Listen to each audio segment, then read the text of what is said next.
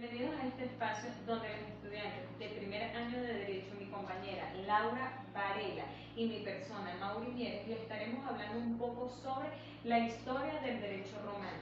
El derecho romano es uno de los sistemas jurídicos más antiguos de la historia.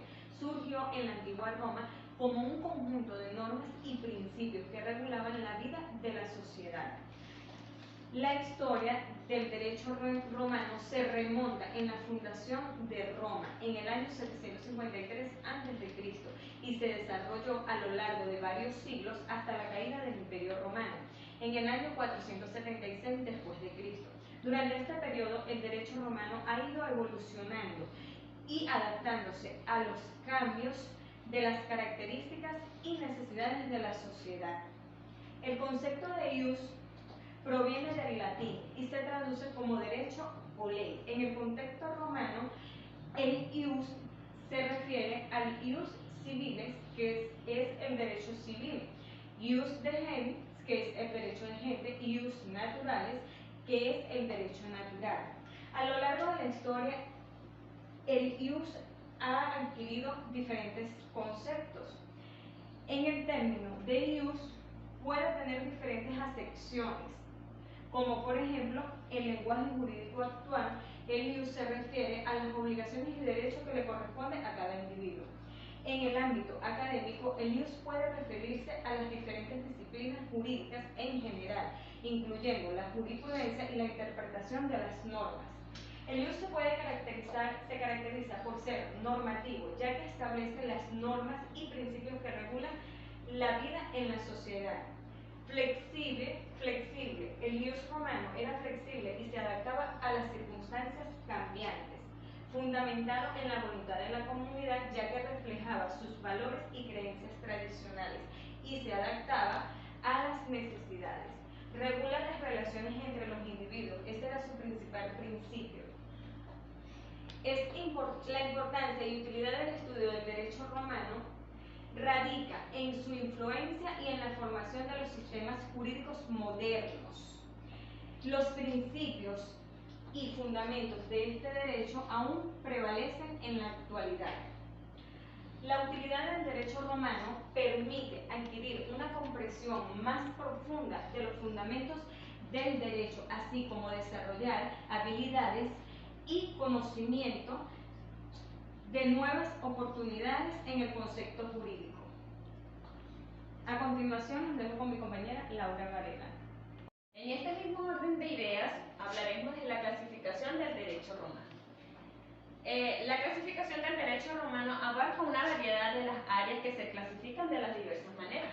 Derecho subjetivo es el conjunto de facultades, potestades y libertades jurídicas que le otorgan las leyes al individuo. Ejemplo de ello, la libertad de expresión y el libre culto, los derechos de familia y los derechos de propiedad privada.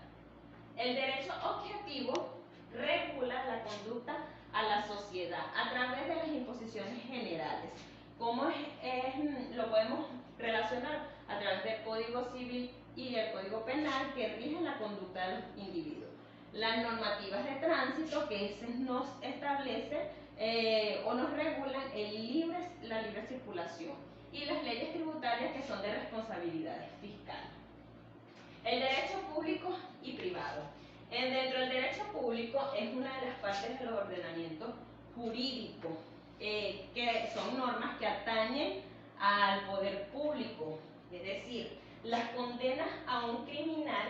Eso nos lleva a pensar que es el derecho penal. Cuando hablamos de la interpretación de la Constitución, obviamente es el derecho constitucional. Y la revisión de los tratados internacionales, pues eso nos habla de lo que son los derechos internacionales públicos. El derecho privado es una de las ramas del derecho positivo que está recogido a las leyes y textos jurídicos, como por ejemplo los contratos de arrendamiento, compra y venta y demandas laborales.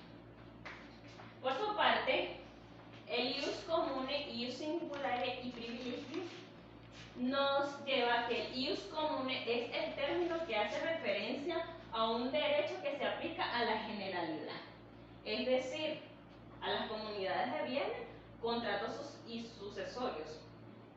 Dentro del ius singulares se traduce literalmente como una ley singular, que es una ley especial para ciertos grupos de personas. Bien, el derecho natural, derecho de gente y el derecho civil lo podemos ver de la siguiente manera. El derecho natural es el dictado por la razón del hombre. ¿Cómo así? A través del derecho de la integridad física y moral del individuo. El derecho a pensar y razonar de manera distinta. Y el derecho a la vida. Todos tenemos el libre derecho a la vida. El derecho a la gente se refiere a las relaciones entre Roma y las nuevas gentes. Ejemplo de ello, tratados de paz, normas de guerra y las alianzas. El derecho civil es aquel que regula las relaciones y transacciones jurídicas entre personas. ¿Cómo podemos verlo? A través de las libertades, patrimonio y transacciones de bienes. Los derechos escritos y no escritos. Dentro del derecho escrito es un conjunto de reglas jurídicas establecidas por las autoridades investidas en el poder legislativo, donde ejemplo de ellas son las normas que no están codificadas.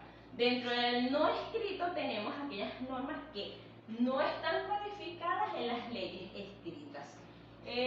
Por último, tenemos lo que son las fuentes del derecho romano. Es el origen histórico-social del derecho, que se dividen entre las fuentes del conocimiento y las fuentes de producción. Dentro de las fuentes del conocimiento, estas nos permiten reconstruir el proceso a través de las fuentes directas o jurídicas y las fuentes indirectas o extrajurídicas. Y con las fuentes de producción son aquellas que producen directamente las normas del derecho escrito o el derecho no escrito. Pues bien, muchas gracias. Esta fue toda nuestra exposición y espero que sea de gran utilidad.